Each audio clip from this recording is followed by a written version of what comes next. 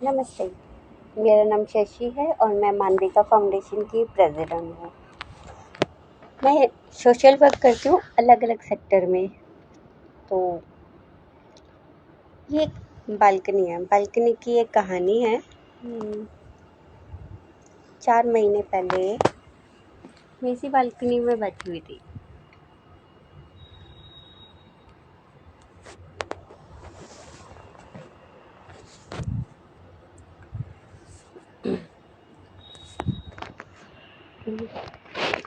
इस बालकनी में 4 महीने से मैं लगातार बैठ रही हूँ और कुछ टाइम के बाद लेकिन मेरा एक दोस्त है जिनके साथ मुझे 17 साल हो गए हैं।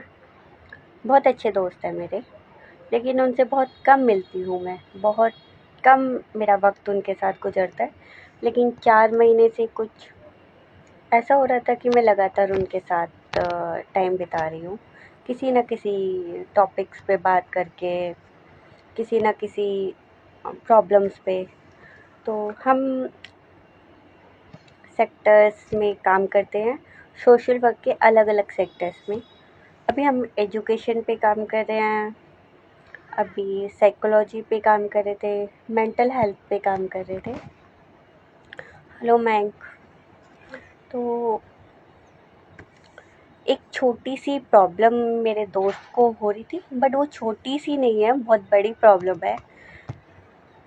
क्योंकि उनके बारे में मैं डिटेल्स में कभी नहीं बताती, क्योंकि वो बहुत बड़े यूट्यूबर भी हैं, इंस्टाग्रामर भी हैं और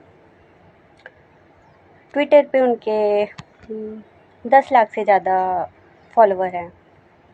तो मैं कभी उनका नाम नहीं लेती, जैसे कि कभी भी हम लोग उनको कोई हाईलाइट ना करें, इस वजह से। अभी वो काफ़ी दिन से ना एक मेंटल हेल्थ से, डिप्रेशन से गुजर रहे थे। तो मैं उनको समझा रही थी। वैसे तो मैं उनसे बहुत छोटी हूँ, उनको समझा नहीं सकती, मैं उनका नाम भी नहीं ले सकती। हेलो दीपिका, कैसे हो? तो मेरा कहने का मतलब ये है कि मोहब्बत हमको बहुत जगहों पे कमज़ोर कर दिया। उसी तरह मेरा एक दोस्त है जिनकी मैं बात कर रही हूँ, उनको मोहब्बत में हो गए हैं 15 साल। जिनसे मोहब्बत की उन्हीं से उन्होंने शादी की। शादी में ही कुछ ऐसा प्रॉब्लम है जिसमें 15 साल से ही कुछ ना कुछ पंगा हो चल रहा है।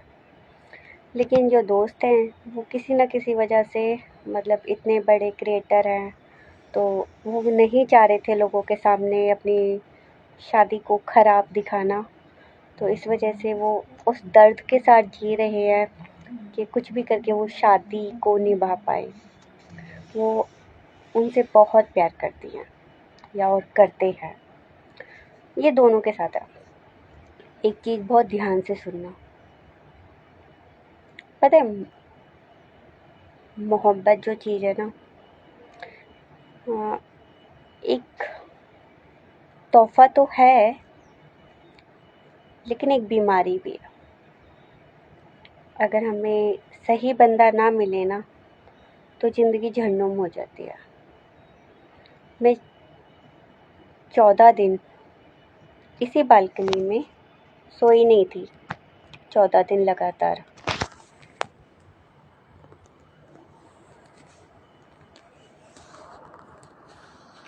और 14 दिन से के बाद आज मैं फिर इस बालकनी में बैठी हूँ, करीब 4 महीने के बाद, उसी दोस्त के लिए, उन्हीं से बात करने के लिए। बट अभी वो सोने गया, लेकिन मैं समझ नहीं पा रही हूँ, क्या मोहब्बत में लोग इतना कॉम्प्रोमाइज़ करते हैं कि सिर्फ तड़पना रह जाए।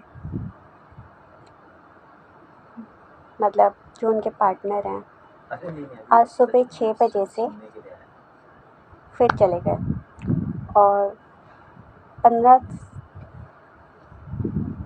15 साल के प्यार में 9 साल की शादी में कई बार उनको छोड़ के गए हैं वो, और आज भी छोड़ के चले गए। तो मैं इस बालकनी में बैठी हूँ क्योंकि मैं उसको समझा पाऊँ कि हर समय गिव अप नहीं करना,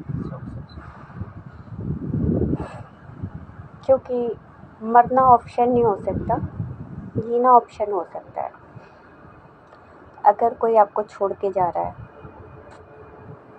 तो उसको जाने दो, मत रुको, बिल्कुल भी मत रोको अपने आप को और उनको कि जो आपको दर्द दे रहे हैं। यहाँ पे फ्लाइट की आवाज़ आ रही होगी क्योंकि मैं बालकनी में हूँ, क्योंकि यहाँ से फ्लाइट लैंड करती है, क्योंकि ये गुड़गांव के पास है। तो मुझे इमरजेंसी में आना पड़ा इस पर, तो इसलिए मेरे कहने का मतलब है आप जिस मर्जी से प्यार करें, लड़का हो लड़की हो, अदर्स पसंद हो, लेकिन ऐसा कॉम्प्रोमाइज़ ना करें जो आपके दिमाग के साथ खेले। दिमाग के साथ कैसे? आपको आपका पार्टनर आपके शरीर के अंदर कमियां नहीं बता सकता कि आप सुंदर नहीं हैं, आप देखने में अच्छे नहीं हैं, आप हमारे लायक नहीं हैं। अगर कोई आपको 15 साल से प्यार करने के बाद और आज 40 साल के आप हो जाते हैं, तो वो आपके अंदर कमियां निकाल रहा है या निकाल रही है, तो 15 साल उन्होंने मोहब्बत क्यों करी आपके साथ, इतना समय क्यों बिताया? आपकी जवानी को इस्तेमाल करने के लिए, आपके प्यार को इस्तेमाल करने के लिए? सवाल बहुत सारे उठ सकते हैं, उठाना चाहो तो। हाँ, मैं उत्तराखंड में थी, लेकिन मेरे को थोड़े इधर आना पड़ा क्योंकि मेरा दोस्त डिस्टर्ब था, क्योंकि उनके जो पार्टनर है उन्होंने उनको बिना बोले छोड़ दिया और उनको कुछ भी नहीं पता इसके बारे में। उन्होंने सीधा उनके डैडी को फ़ोन मैसेज किया, तो उनको अटैक पड़ गया, तो इस वजह से मुझे इमरजेंसी में आना पड़ा। खैर, आपका पार्टनर आपको प्रॉब्लम में डाले इससे पहले उसको छोड़ दो। आपके दिमाग के साथ खेले, उसको छोड़ दो। आप अकेले जी सकते हैं, आप अकेले रह सकते हैं, आप अकेले कुछ भी कर सकते हैं। आप किसी की ज़रूरत नहीं है, चाहे वो लड़का हो या लड़की। अकेला जीना सीखो और अकेला रहना सीखो। ऐसा क्यों होता है कि किसी ना किसी को किसी की ज़रूरत पड़ती है? एक टाइम पे ज़रूरत पड़ती है, उसके बाद उसको छोड़ देना ही ठीक है, क्योंकि 2 लोगों के अंदर बात चल रही है तब तक ठीक है। जब बात तीसरे बंदे के अंदर जाए तो उसको उसी वक्त छोड़ देना चाहिए।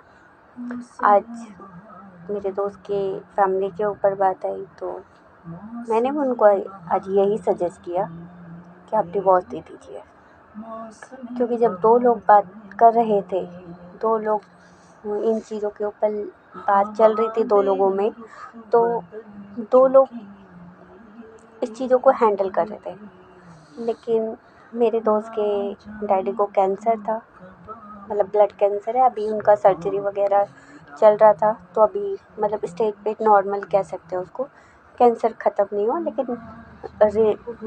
वेट है, कह सकते हैं पॉइंट कम है। लेकिन अभी अंकल को बाईपास सर्जरी हुई है, 2 ऑपरेशन और हुए हैं, उसके बाद भी आज वो बेड पे हैं और मंडे को आए थे वो हॉस्पिटल से। उसके बाद भी मेजर ऑपरेशन के बाद भी उन्होंने उनकी फैमिली को मैसेज किया।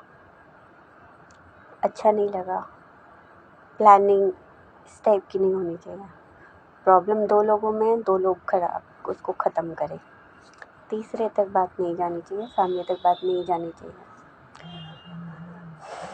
मैं तो यही कहूँगी, अगर मोहब्बत में अगर ईमानदारी है, सच्चाई है, तो आगे बढ़ो, नहीं है ख़त्म करो। कम से कम फैमिली डिस्टर्ब नहीं होगी। वैसे इस बालकनी में बैठ के मैं बहुत रोई हूँ, जिसकी वजह से मेरा गला भी बहुत ख़राब होता है, क्योंकि मैं थोड़ी सी भी परेशान होती हूँ मेरा गला ख़राब हो जाता है। लेकिन आज रोने का मन नहीं कर रहा था क्योंकि अंकल की तबीयत बहुत ज़्यादा ख़राब थी और वो फिर भी हमें कह रहे थे कि मैं ठीक हूँ। जो इंसान 3 ऑपरेशन के बाद बोल रहा है बैक पे यहाँ से कटा सब में वो ठीक है, तो हम लोग तो थोड़े बहुत थके हुए हैं, हमारे साथ ऐसा कुछ नहीं हुआ तो हम भी ठीक है। अब रोएंगे नहीं, फैसला करेंगे। अगर किसी को साथ नहीं रहना उसको जाने देंगे। मोहब्बत एक टाइम तक है, सपोर्ट के लिए है, भरोसे के लिए है, भरोसा दिलाने के लिए, धोखा नहीं, गद्दारी नहीं। बस तो आज मैंने अपने दोस्त को यही समझाया कि आपकी मोहब्बत है, आप अपने पास रखिए, दोनों बात करिए, तीसरे तक बात नहीं जानी चाहिए। वैसे तो अगर इतनी बार भगोड़ों की तरफ भागे हैं तो अभी भी भाग जाए, कोई ज़रूरत नहीं आने की अब। और मेरे सामने आ गए तो वैसे भी मैं नहीं उनको बर्दाश्त कर सकती।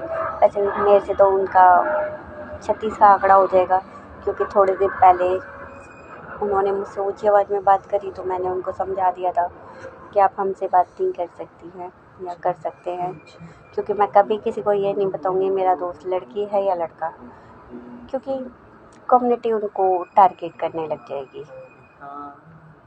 लेकिन हाँ, भरोसा बहुत बड़ी चीज़ है और दोस्त हमेशा दोस्ती के लिए होता है, उसको इस्तेमाल करने के लिए नहीं।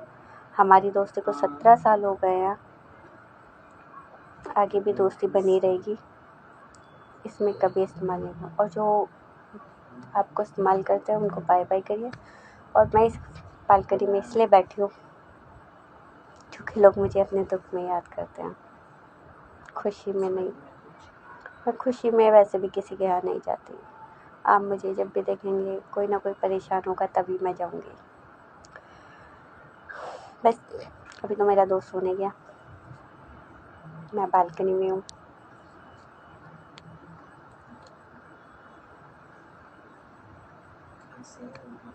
बाय। आपका पार्टनर अच्छा होना चाहिए, मैं तो ये कहूँगी।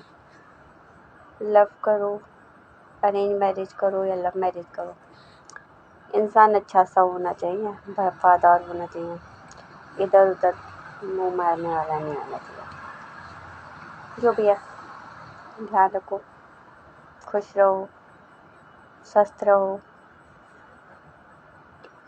मैं आती रहूँगी इस आईडी पे। सेकंड टाइम मैं लाइव आई हूँ, मैं लाइव बहुत कम आती हूँ। बाय। ध्यान रखो सब लोग अपना।